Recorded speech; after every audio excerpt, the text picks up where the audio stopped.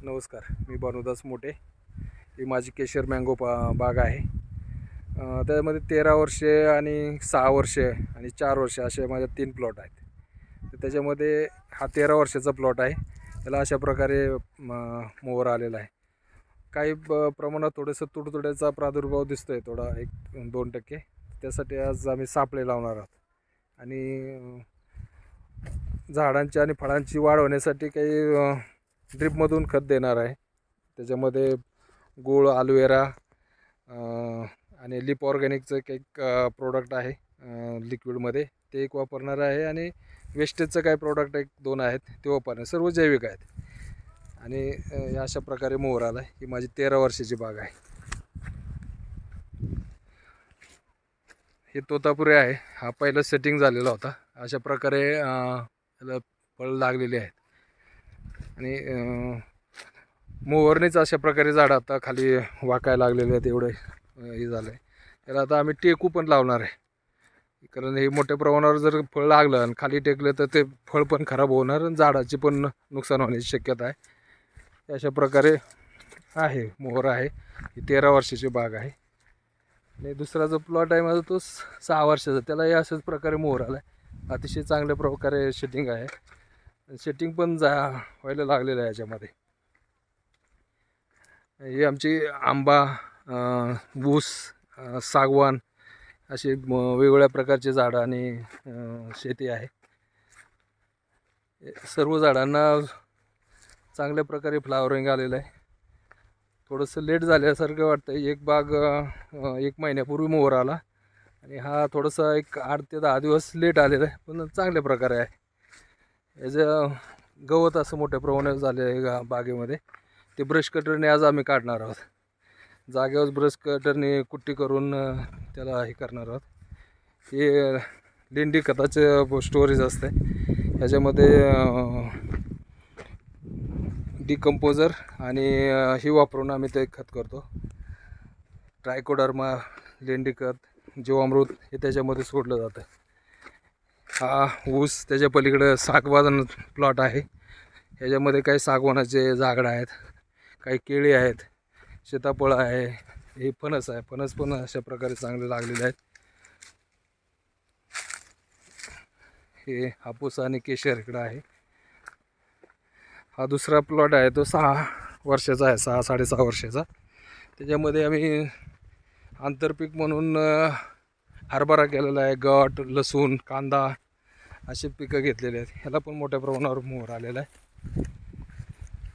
हा तिसरा प्लॉट आहे. हा सर्वसाधारण 2.5-3 वर्षाचा आहे. हे असं मोठं हे दुसरं पीक ह्याच्यामध्ये घेतो आहे. मागच्या वर्षी घेतलं पण कमी प्रमाणावर घेतलेलं आहे. यावर्षी 100% याला पण फळबाग पकडणार आहे.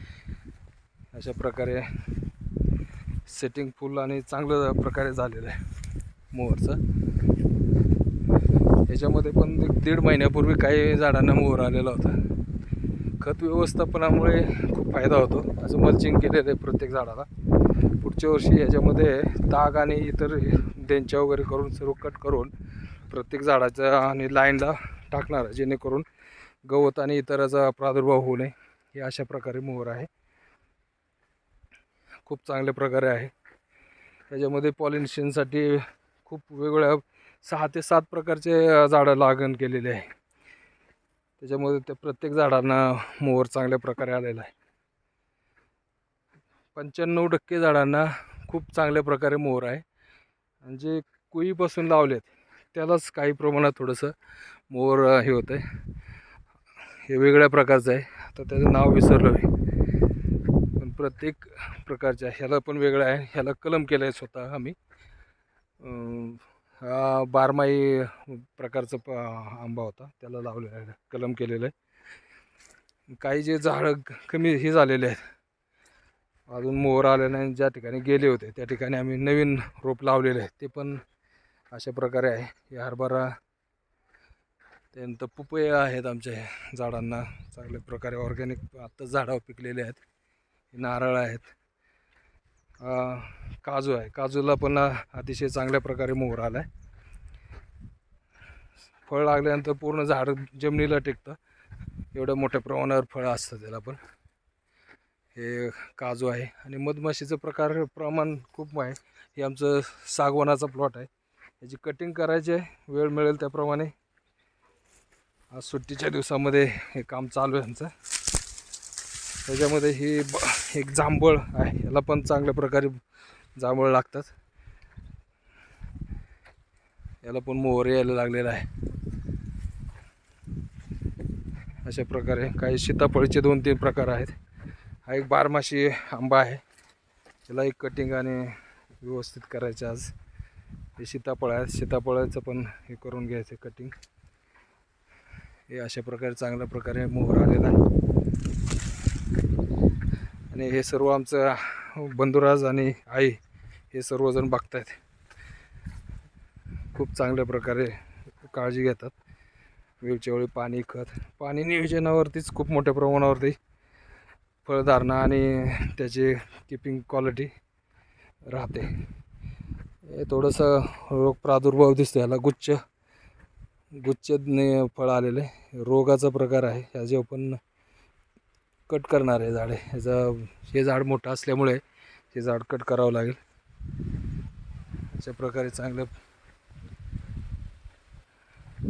ही आमची पोल्ट्री आहे भावाची.